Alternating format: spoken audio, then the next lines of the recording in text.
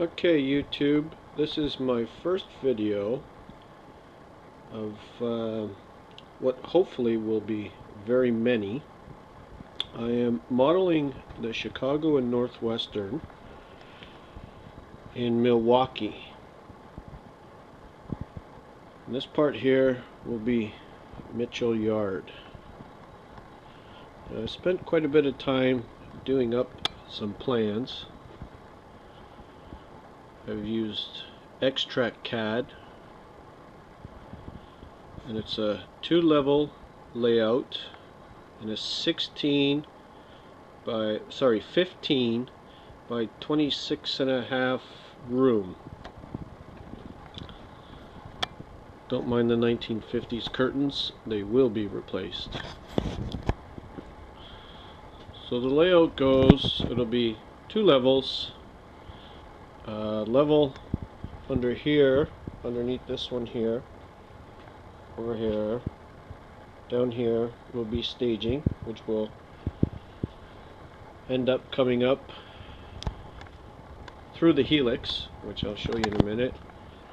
This part here, out of this end of Mitchell Yard, where the level is, that track goes down, goes underneath over there into staging, and where these pieces are right here, this goes along.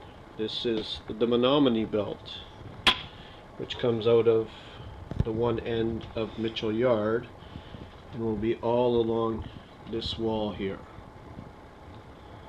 I'm not sure how you pronounce the name, but the big Frodent or Federate mill will be along here, and then there's the 2 smaller mills in the back, one back here and one back here. I'm modeling 1989, and I believe in 89 they were still there. Then we come around here. This is lower part, which will be a return loop for the staging on the other side that I showed you first. So this is my return loop. I've put in 2 tracks already around, and they'll connect back into here. And then this is where my helix will be.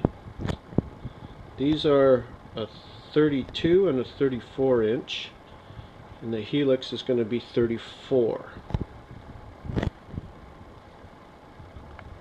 This area right here is going to represent St. Francis. The part will come here into the helix and then go up and come out on the second level up here. So here is looking from the helix down towards, I'm standing in St. Francis, and we work our way back around.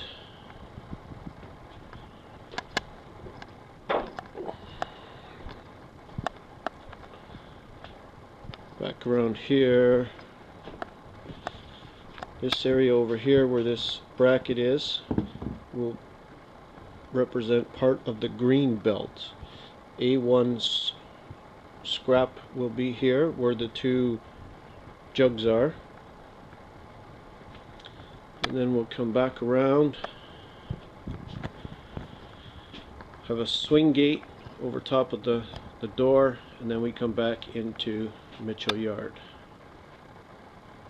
Above Mitchell Yard is going to be the big Bucyrus plant that was there. So if anybody knows that area, that's what I'm going to have up there.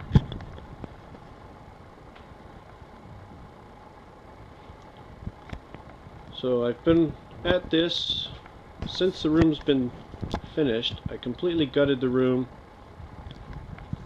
redid the room, insulated, rewired.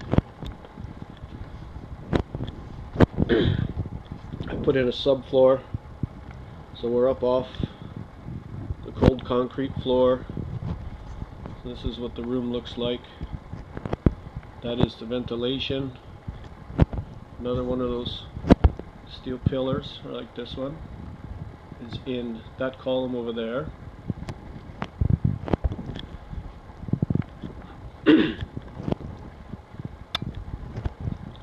So what I've done is I've decided, I had a friend who used the metal shelving bracket. I decided to try something different.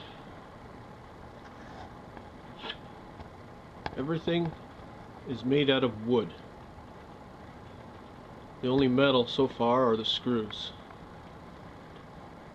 These are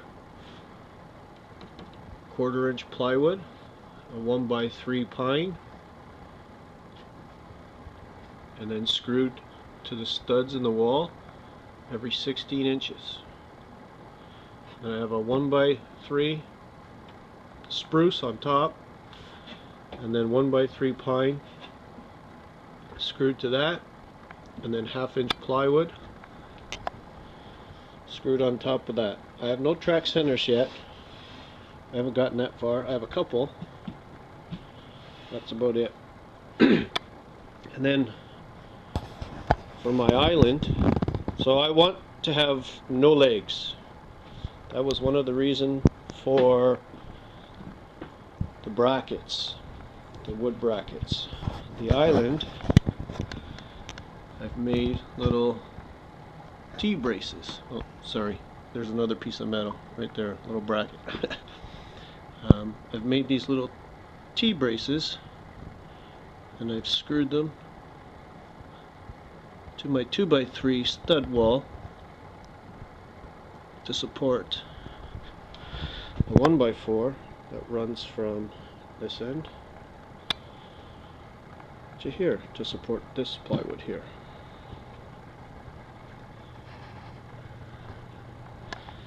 And here is a shot of them with no plywood on top yet.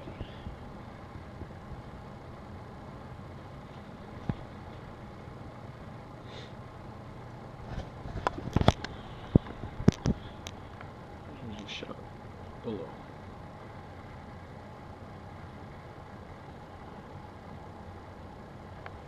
As you can see, I've got lots of work to do.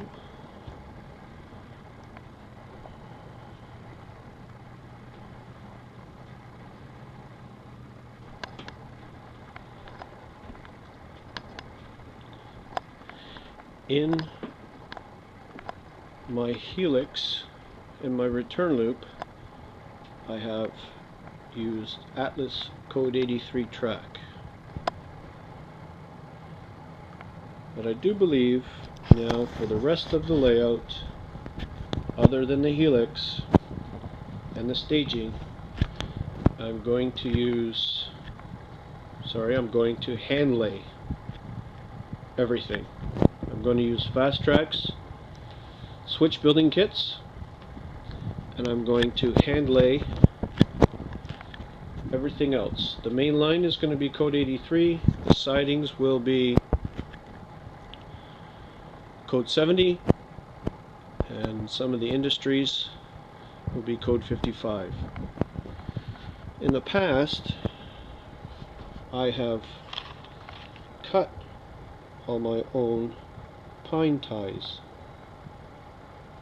This one is 8, representing an 8.5 wide foot tie. I just glue these down, sand them, stain them, ballast the track, lay the rail. I haven't decided whether I'm going to go through all that or just buy them. This is my box I use for building my switches. Now, to build the switches, I have built these little templates. These are number 8s. There's a left. Sorry, that's a right and a left. And I will be putting in the spaces ties, and then they'll be glued to this, and in between those ties is where I will put my wood tie that goes on the layout. And I'll put all those in there, appropriate length. Put a piece of tape in there, peel it off, put it on the layout, where my switch is supposed to go. So there's number 8, number 6. I'm trying to make one for branch line so it has bigger spacing. So I'm trying to figure out how to make the spacing to get the tie put in there. So I was working on that for a little while. And so far, that's about it.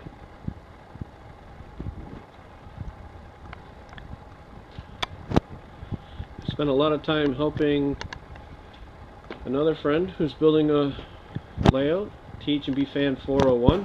He's doing the Toronto, Hamilton, and Buffalo. And up until last year, I was helping another friend, Paul, who was doing the Green Bay and Western, who has recently bought a new house. So he will be designing a new railroad in the not too distant future. So we'll have another look down here. We will have no legs anywhere other than the helix over here. Alright, so that's it for now. Like I say, this is the first video. So, any questions, comments, concerns, anything, you know what to do. Write them in the little box. And we'll see you next time. Bye for now.